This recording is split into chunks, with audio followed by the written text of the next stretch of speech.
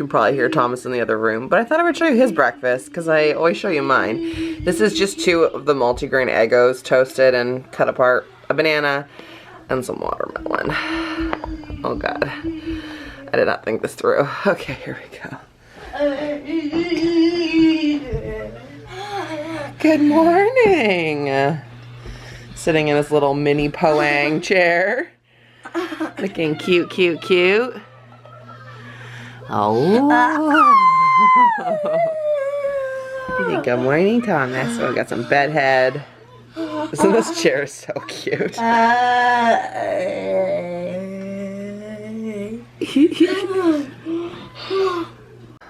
And then for good measure, this is my breakfast this morning.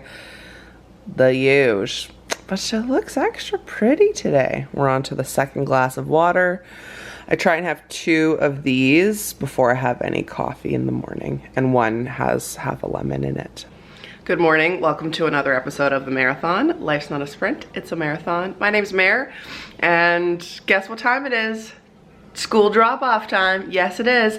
And I've just realized that I am in head to toe something pretty. Leggings, shirt, and kimono.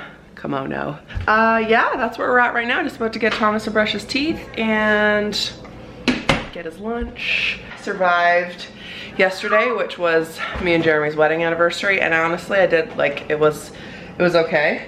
Had a few tears, but talked to a couple friends who checked in with me, which was super nice. And was very productive, which was good. So yeah. And today's a really exciting day. I have some friends who are taking a little bit of time out of their day, and we're gonna have lunch and celebrate me hitting 1 million views, which is so kind of them. So it's my 4th one of these this morning. I need to be better about drinking water, so cheers to you, and time to go to school this morning. Okay, working hard at the station. Does anyone else get this? Like when I curl my hair and then it goes fuzzy up here. What do we do? What do we do about it? This is the size of coffee today. Just as a reference, this is the size of my face. This is for my aunt. It's another Contigo one. Doesn't say how many ounces it is. A lot of ounces. And I have, I brewed a pot this morning, but then I put ice in it because it's so flipping hot already. Not that I'm complaining. So here's a fun fact. I was out with some friends last weekend, and she said to me, for someone who talks on the radio, you sure talk with your hands a lot. I was like, I hit this microphone so much. Like the amount of times that you hear this, I'm really sorry. I gesticulate, I think they say. I don't know. I use my hands a lot. I sure do. Yes, I do. Oh, the coffee is kicking in today. New Country 100.7. My name's Mare. The United Way bus pull is happening tomorrow at Prospera. It's pretty cool. If you aren't familiar with the United Way, they help people of all ages, of any stage in their life, and throughout the whole entire Okanagan. And to raise money tomorrow at Prospera, they're doing the bus pull, where literally teams of 8 people are going to be pulling city buses. Oh my gosh. This is so pretty. And the bubs is pink. Oh. Not even noon. Yep. Here we go. Woohoo! Yeah.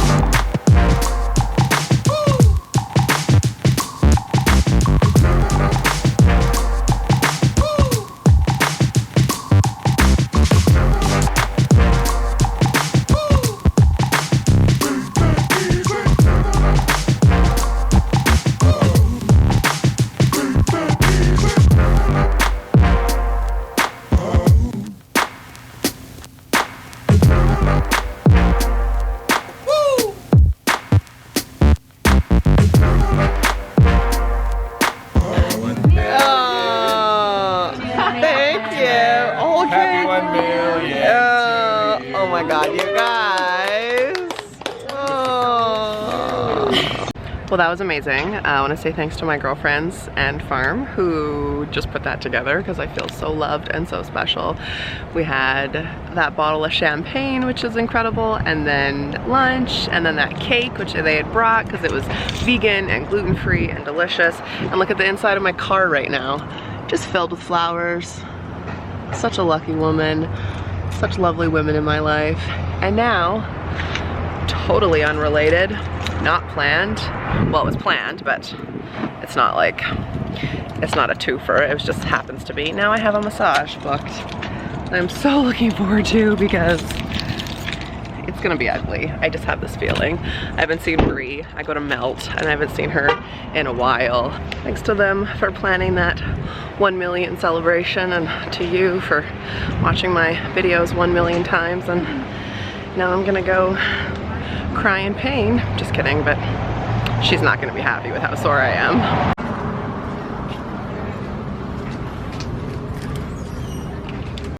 And we're back, and it's nighttime, and I need some chapstick. I just washed my face, and my hair's up, and unfortunately it's greasy as all because I had my massage today, but I would never say no to that head massage. So it's just after 8, and my mom just left. She made us a delicious dinner, a Joy McCarthy specialty, and oh, we got new merch in the mail this week, friends. And my mom just took the very first one. Tease, I know. They'll be up soon. And I just messaged one of you on Instagram because I know you had a question and I was trying to find it and I don't know on what platform. Oh, YouTube. Hold on. Okay, I'm gonna read this question. I thought since I don't really know what I talked about today, and anywho's, I'm going to answer one of your questions. I've been getting a lot of questions lately. I understand if you're not up for talking about it, but I often wonder what you're feeling. Like, have you ever talked about the actual feelings you have as you process the grief? Are you sad, angry, missing him, you know? If that's too personal, I get it for sure. I just can't imagine all the feels you have to feel to process such pain. I wonder if others feel guilty and could draw comfort knowing you struggle too when they are angry at the person who took their life.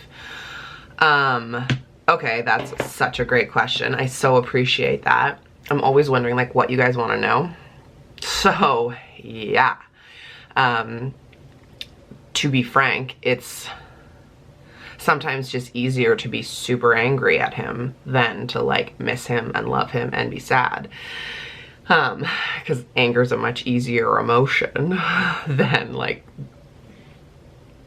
gut-wrenching, heartbreaking, soul-crushing loss, you know?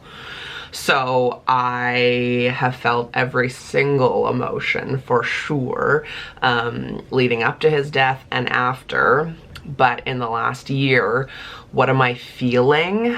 A lot of everything. Betrayal, and guilt, you know, that I didn't do enough, or I stood up for myself, and, you know, all kinds of stuff. Incredible sadness for Thomas. Like, my dad died when I was 19, and I just feel such immense pain that Thomas doesn't have a dad or a male role model. That for sure. And then I got a lot of anger from that. Not so much anger that Jeremy left me as a spouse, and anger because so many people have been affected, and sadness because so many people have been affected. Like, the amount of people who were deeply moved by Jeremy's death was super sad. But then happiness and comfort in knowing how far-reaching and continuing his legacy is, in people taking care of their mental health, in me having the strength to talk about it, in people understanding more about raising a child with special needs, people taking care of themselves, people talking about mental health. Jer's advocacy hasn't been silenced. If anything, it's grown. I feel loss and loneliness and the deep pain of being a single parent when there's nobody else here to do anything. So, like, you know, when I'm making supper, normally that's when like Jeremy would play with him, or I would go to the gym and Jer would take over, or he did all the school drop off, all the school pickup. That was all him. All the roughhousing, taking Thomas to the playground, taking him to play in the snow, like all of that kind of stuff. So I feel that, I don't know what the word would be when you become a single parent, but lots of you can relate. I know, because I've heard from you. Becoming a single parent in divorce or separation or death or what have you. So very exhausted, especially on the nights when Thomas doesn't sleep, or the nights like tonight where it's 8:12 and once I sign off, I'll be going back to work. I'm gonna take my laptop into bed, take my pants off, drink my Zevia. I feel an immense amount of pressure to be the sole breadwinner, to make decisions for Thomas's autism and hearing, to be on top of everything. I feel that. And then I feel guilty for being angry. I feel guilty for feeling betrayed. I feel all the feels. There's part of me that's happy that he is at peace because things were so bloody hard in our house for so long. And for him, like, you know, he just said, like, it was too painful and he just couldn't do it anymore. And so I feel peace for him. I feel that for sure. I feel his presence, and that gives me great comfort and protection. Like, I feel that for sure. All the feels. Weak, strong, pretty much any like yin and yang I have felt. Never really like woe is me. That's not really me. It's fleeting, maybe less than a handful of times. The feeling that I have to just keep going. Have I just named all the emotions in the human world? Does that answer your question? I feel everything. Relief, sadness, bring me to my knees, stop everything, weep. Sounds that come out of me that aren't visceral, not human. Under a microscope, stared at, still. This has been an episode of Mare Names All the Emotions in the World. I don't know, everything. So, yeah, like you said at the end, like maybe that would bring some comfort to someone who feels all the feels. Yeah, all the feels. And I even felt a lot of these things after my dad died and he had a heart attack, like anger and disappointment and betrayal and like all kinds of stuff, you know. I think it's normal with any person who passes away, no matter what the cause. I think it's a run of emotions. And the video that went up last night was the one with me having the breakdown. And so many comments have been flooding saying like, thank you for feeling the feels. Thank you for showing that it's important to feel the feels. So like every single feeling and emotion that I've just recounted to you, I feel, I pause, I let it happen, process it, and then, you know, learning to let it go, learning to use my tools I learn in therapy and meditation and just practice. But one thing I will say is I don't feel is suppressed or suppression or pushing it down to pretend it's not happening or that everything's fine. The only time I do that is in like a public situation where like I have to take Thomas to school, so I need to get my shit together so that I can drive and like be an aware human. But I always make sure to revisit how I'm feeling. Like, I've said this before and I'll say it again constantly.